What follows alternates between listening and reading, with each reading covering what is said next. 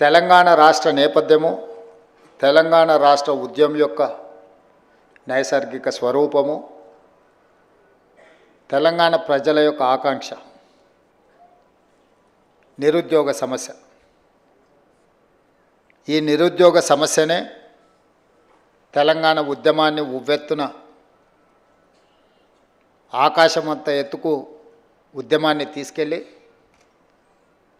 ప్రత్యేక తెలంగాణ రాష్ట్రాన్ని సాధించిన దాంట్లో మీరందరూ ముందు బాగాన నిలబడి క్రియాశీలకంగా తెలంగాణ రాష్ట్రాన్ని సాధించారు.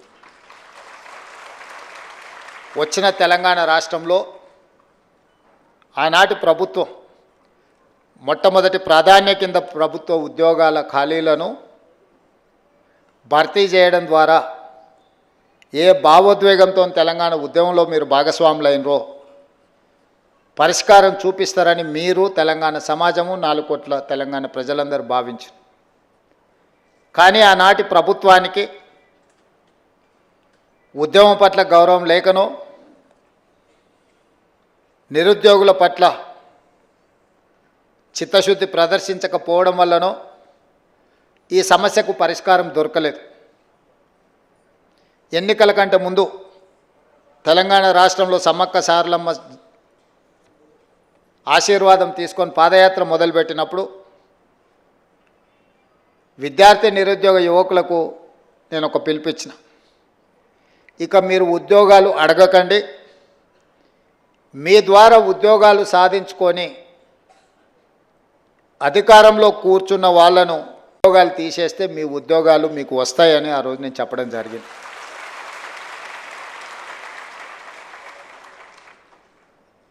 మీరు ఆత్మవిశ్వాసంతో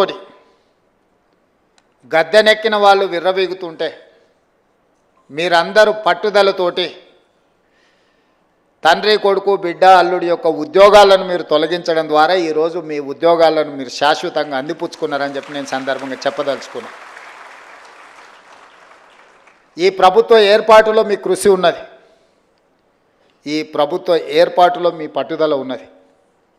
ఈ ప్రభుత్వం కూడా అంతే పట్టుదలతోటి న్యాయస్థానాలలో సంవత్సరాల కొద్దిగా కేసులు వాయిదా పడుతూ మీ సమస్యలకు శాశ్వత పరిష్కారం చూపించకుండా ప్రభుత్వం సాగదీస్తున్న సందర్భంలో గతంలో దాదాపుగా చీఫ్ సెక్రటరీ గారు చెప్తున్నారు, మీ యొక్క నోటిఫికేషన్స్ కానీ మీ పరీక్షలు కానీ 12 సంవత్సరాల నుంచి వాయిదా పడుతున్న సమస్య. ఈరోజు ఇక్కడ ఉన్నవాళ్ళు 12 సంవత్సరాలు అంటే 22 ఏళ్ళకో 23 ఏళ్ళకో 24 ఏళ్ళ యుక్త వయసులో మీరందరూ పోటీ పరీక్షలు రాసి ఇందులో ఉద్యోగాన్ని సాధించి జీవితంలో స్థిరపడి మీ తల్లిదండ్రులను ఆదుకొని మీ కన్న తల్లిదండ్రులకే కాదు మీరు పెరిగిన ఊరికి, ప్రాంతానికి మంచి పేరు ప్రతిష్ట తేవాలని మీరు ప్రయత్నం చేశారు.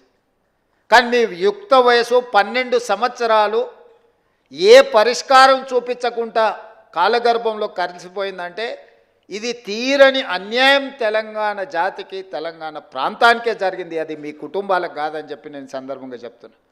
23, 24 ఏళ్ళ వయసులో ప్రభుత్వ ఉద్యోగాలకు రావాల్సిన మీరు 35, 36 ఏళ్ళ వయసులో వచ్చిరంటే 12 సంవత్సరాలు వృధాగా మీ కాలగర్భంలో కలిసిపోయింది అని అంటే ఒక మనిషి జీవితంలో ఎంత కోల్పోయినట్టో మీ ఉదాహరణనే తెలంగాణ సమాజం అర్థం చేసుకోవాలి.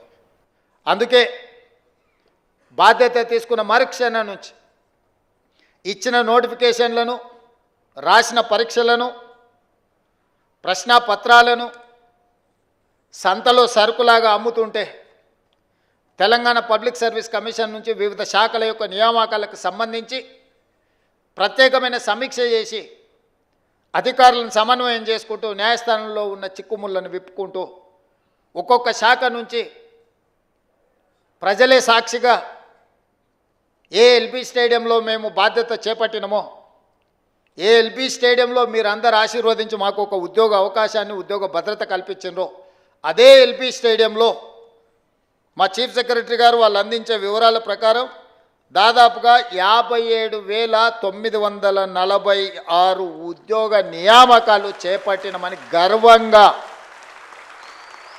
మీ ముందు నిలబడి నేను చెబుతున్నా.